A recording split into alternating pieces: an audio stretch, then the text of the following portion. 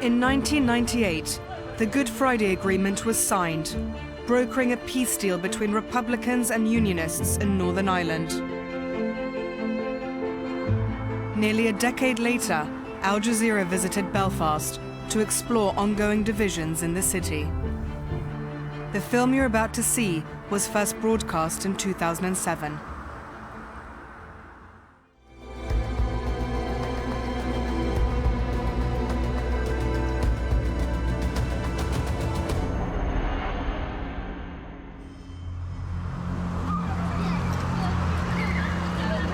There's not been a lot to laugh about in Northern Ireland over the last 40 years. The old mantra, "for God and Ulster," has a new twist these days. The fact that it's now possible to make a joke about it is a sign of the changing times in Northern Ireland. And yet, in many respects, Belfast, the capital of Northern Ireland, remains a divided city. The physical evidence is there for all to see.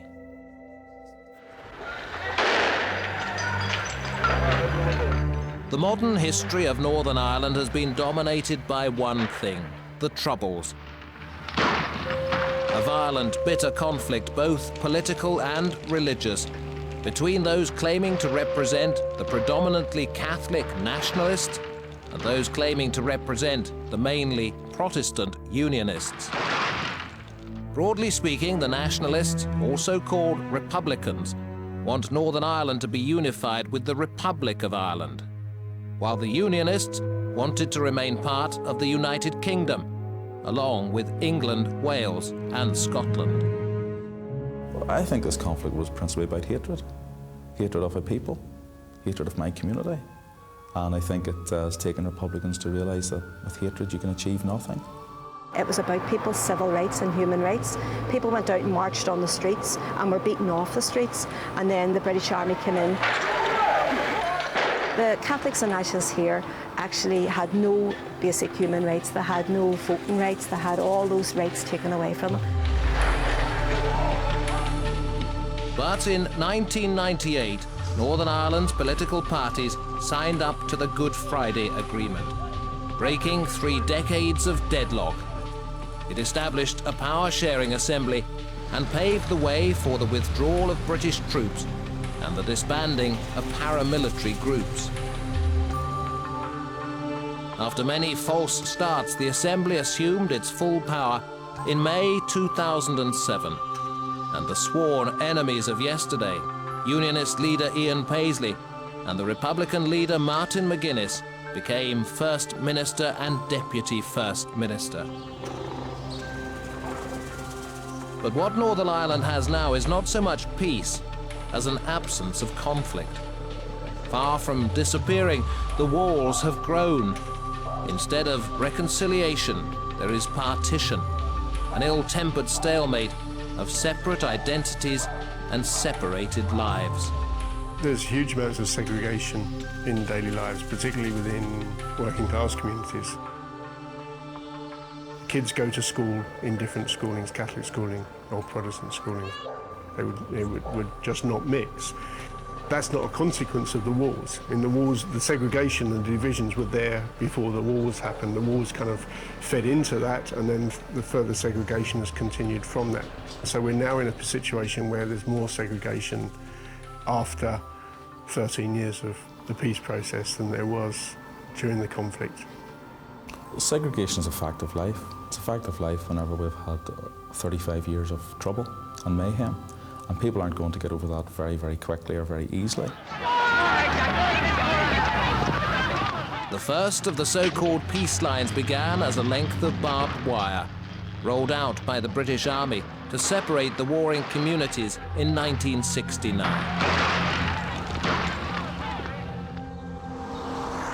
From then on, they became more common and more complex. Today, there are believed to be 41 deliberate barriers across Belfast. We estimate that about half of all the barriers have either been built anew or have been extended or enlarged or heightened in some way over the last 10 years, over the course of the peace process.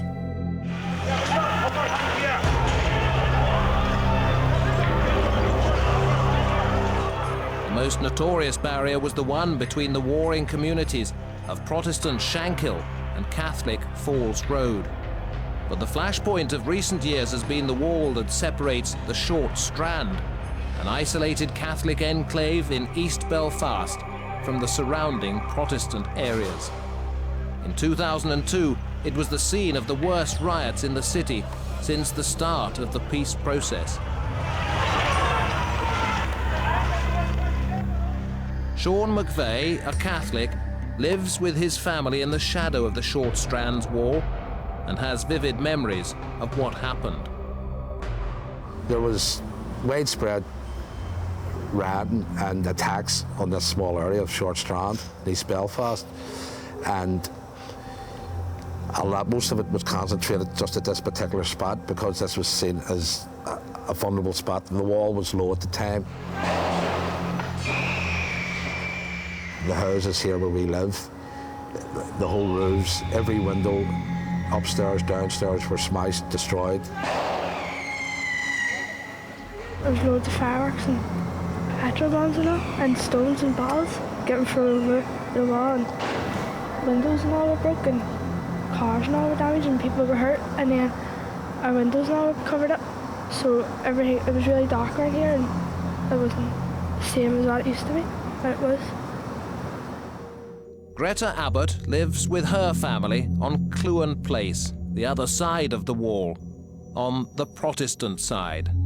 I actually moved in during the Troubles in 2002 because a lot of the people in here had children and were elderly, and they were put out by the people next door, and we needed people to move in here that weren't afraid to live in here, so I up sticks and I moved in.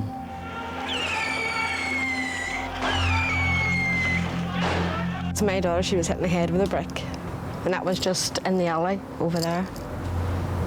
She's just sitting there minding her own business, talking away to her wee chums. Jesus Christ! The wall here between the two communities has become the focal point of this conflict. This is not a spat between neighbours, but the battle line of a war between two traditions, two denominations, where an us and them mentality still exists. They nearly killed us. What can we do? The police don't stand up for us, and we did send for people. They come in, they attacked them back, they went home, and that's it, finished. They have to be shown that we're not by ourselves, that other people are there ready to come in and protect us. They have a sense of insecurity. They've had it for 400 years here. They still feel that they need the wall to keep their foothold in Ireland. They have got away with getting their own way for the last 10 years from the ceasefire. And the government has give to them all the time. All the time. They want to squash our culture. Our politicians have no choice but to go in the government with murderers, jailbirds, all sorts. The bitterness felt by the Protestant majority in Northern Ireland has been compounded by the feeling that their own politicians have let them down. They've tended to be tribal leaders rather than statesmen above their own communities, and they defended their own communities' interests as opposed to looking at the broader needs of the wider communities. The difficulty again is within staunchly loyalist areas or staunchly Republican areas, whereby they feel a sense of betrayal because their politicians said that they would never share power with Republicans, for example, and all of a sudden, in a very short period of time, a deal was done and they were sitting side by side, laughing and smiling. To me, that's normal politics, but to a lot of our communities here, that is a step backwards. Even today, politicians in the new Northern Ireland Assembly still occasionally seem locked into their old mindsets. We've got Republican ministers administering British law, swearing an oath of allegiance to British Crown forces. So ideologically, I think Republicans know that they actually lost that war, and what they have to do is now come to terms with that. Jennifer McCann is a member for the Northern Ireland Assembly in West Belfast. She represents the main Republican party, Sinn Féin. Under a mural of Bobby Sands, the first Republican to die on hunger strike in prison, she points up the gulf that still exists between her and her Protestant colleagues. I don't think Republicans were ever defeated, and certainly I think that any Republican that I know that is in this process and everything else, that they are taking this here to the end goal. I mean, I've been part of the Republican movement from I've been 14 years of age. I'm now 47 years of age. I'm still a Republican. I've still got my long-term goal as a socialist United Ireland. But this is not a version of future events that the Protestants subscribe to. They think that they're going to get this as part of United Ireland, and there'll be another war before that ever happens. It is this absence of trust dating back centuries that has kept the walls of Belfast in place. It's not the first time that walls have been built in Ireland, you know. They've been there for 400 years, you know. And walls aren't just built of bricks and mortar. They can be built with legislation and laws and, you know, prejudice, you know. So I think we'll have to break down the walls of prejudice, you know, first, before you can take down the physical walls, you know.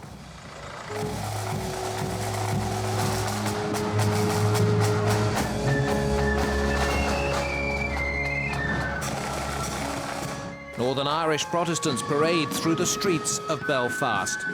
But this is no carnival. Depending on which side you're on, the marching season is either a celebration or a provocation. For the marchers, the victory of the Protestant King William over the Irish Catholics in 1690 is at the very core of their conviction that they are, and will always remain, part of the United Kingdom.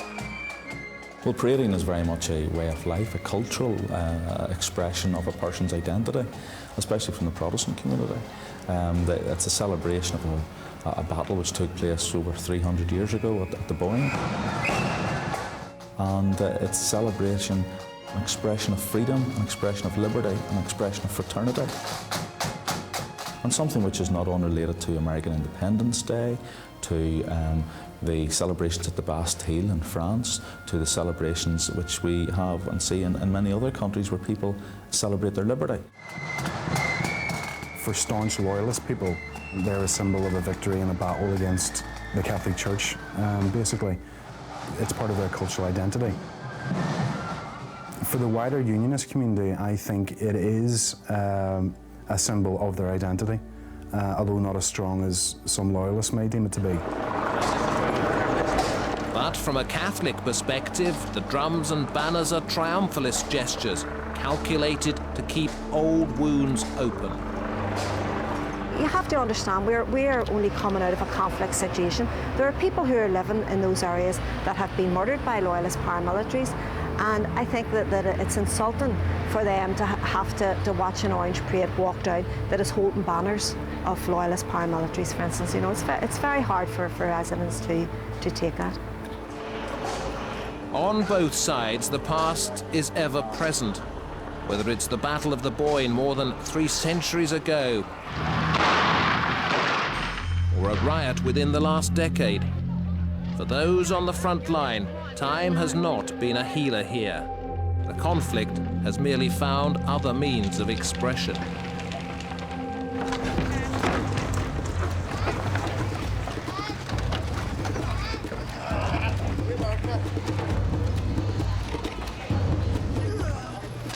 Officially, the conflict in Northern Ireland is over.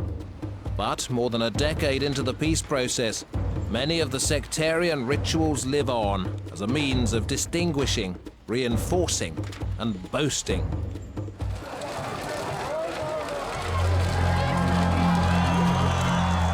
And on the 12th night of every July, towering bonfires are lit by Protestants to mark their famous victories over the Catholics in 1690.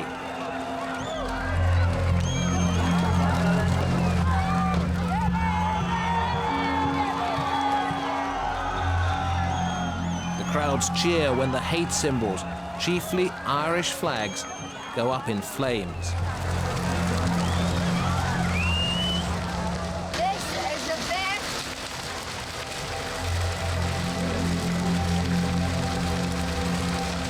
It was always a traditional thing with loyalists, right back till when I was in the 60s when I was young. They're putting up a flag to mark a territory. And when you're in here, you're in loyalist territory, you know, so there's been always that there. When I was young in the 60s, it was illegal to fly a tricolour. You could be jailed. If you come back here in a couple of weeks' time, you will see visible signs from the church strand with national foreign flags. Any flags in my street are British flags, Northern Ireland flags, Scottish flags, not from a foreign country. Theirs is a foreign country. They fly the tricolour, but they accept the British money.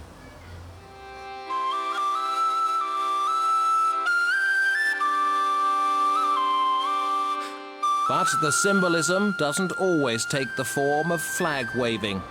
Some of the writing on the walls that have divided Northern Ireland have been raised beyond crude propaganda to an art form, with its roots in another country, another conflict. I was asked this about 5 years ago by the locals, and was basically well into the peace process, and I think what they were trying to say was to let future generations know about the individuality of the characters in this mural. Because I remember watching funerals of Palestinian young people killed in the West Bank, and at their funerals they would carry pictures of these people, and I thought I would like to know who that person is, what they represented, why did they die, why did such a young life be taken. And I think it's also transmitted into these type of murals. When people look at these faces, young people, young men, young women, they ask the question, why, what was it about?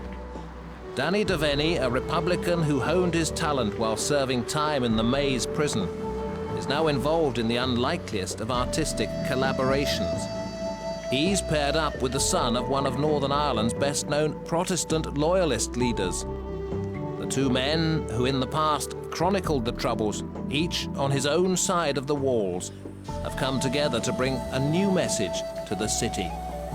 In a Northern Ireland where separation has generally become more entrenched since the end of hostilities, it's a remarkable act of collaboration and hope. It's absolutely a sign of the time that we're living in, because this wouldn't have been possible 10 or 15 years ago. It just wouldn't have been. And I would have never considered the notion 10 or 15 years ago. It's only been allowed possible to be made possible through the work that other people have done on the ground. It's just carried on through myself and Danny, which is an engagement that needs to happen at every level of society. In my community, the walls were used. It was all to do with censorship, and what was to do with dealing with issues that no one else would focus on. And basically what the images you've seen on our walls reflected the feeling within our communities. That's all we were doing. We were vehicles for fear or anger or frustration was taking place within our communities. Unfortunately, within my community, the murals were used to highlight different things. They were used to mark territory by groups and organisations through fear generated by the political leadership of the time. I believe that my community missed an opportunity where murals are concerned. Now the two men are determined to use the murals as a force for unity rather than division. Mark and Danny's hope is that their own writings on the wall may dismantle those other walls, the virtual ones that have been erected over the decades. I mean, we met accidentally, but there's so many barriers in front of people holding people back. And if those can be broken down, that my kids, my grandkids can meet up with people from Mark's community and they'll find the same. I think that's a key. And it's once those barriers, once those walls start to fall. Trying to change people's mindsets, because that's where the barriers exist, in the mind, you know. But for both men, optimism and realism are finely balanced. We don't know, but hopefully, even a small part of that we can add something to it. Yeah, I would hope that we might. We're not. It's worthwhile trying. But it's definitely worth a go. But whatever progress may be made at this individual level, some parts in the communities are still bent on division. At the moment, there's a decision waiting to be implemented to build a fence just a couple of miles from where we are now, around a school and between two communities. We need to get to a situation where there's no more barriers being built. And not only that, that the idea of building a barrier is considered to be unacceptable. The lesson of Northern Ireland is that dismantling a wall is far harder than erecting it. Walls are indicative not just of division, but of mistrust. In Belfast, the day the walls come down is still a long way off. They wanted this street, and they didn't get it, but they wrecked it in the process. Now, I'm not going to justify anything else. I love my country, I love my culture, and that wall's staying where it is. Amen.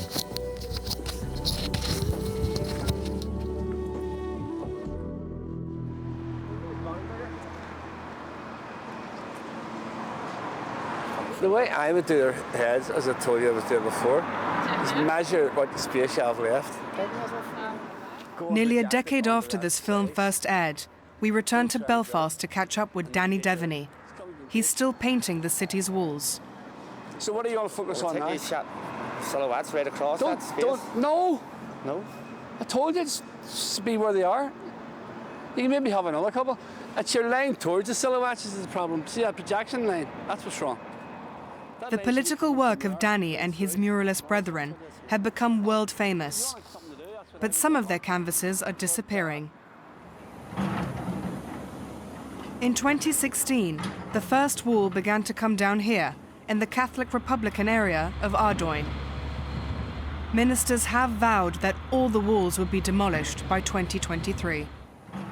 The demolition of the Ardoyne wall is a symbolic milestone, but not all of its structure has actually come down yet. Danny meets local residents to find out why. If the residents don't feel safe, we need to be at a certain space where they themselves need secure, because they're the ones who live there. Well, if you walk further down the road, you'll see another part of the wall that was put up. It's under the back of people's homes, so it is.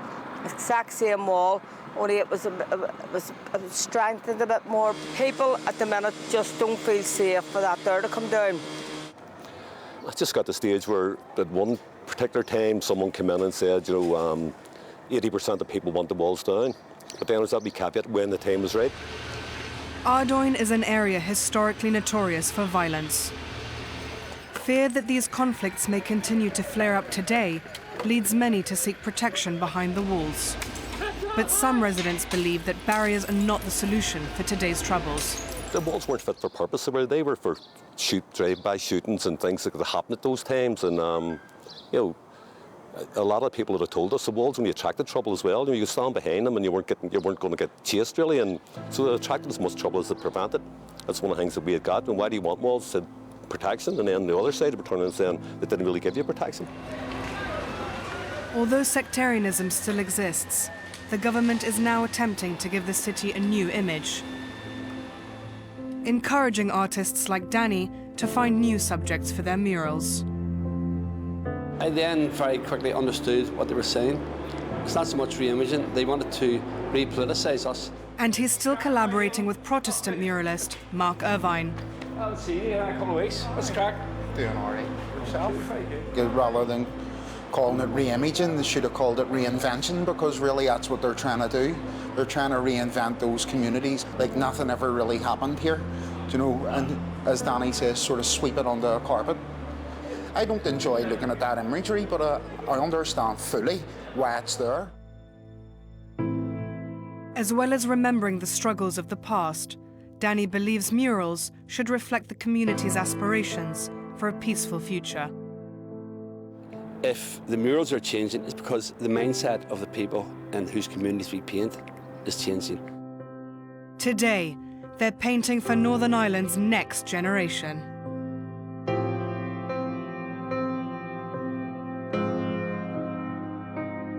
I think it's our foremost duty to be part of the solution. We're using talents for little as what they are to try and say to our kids, if struggle and politics and sovereignty can be resolved through dialogue, then why choose another route?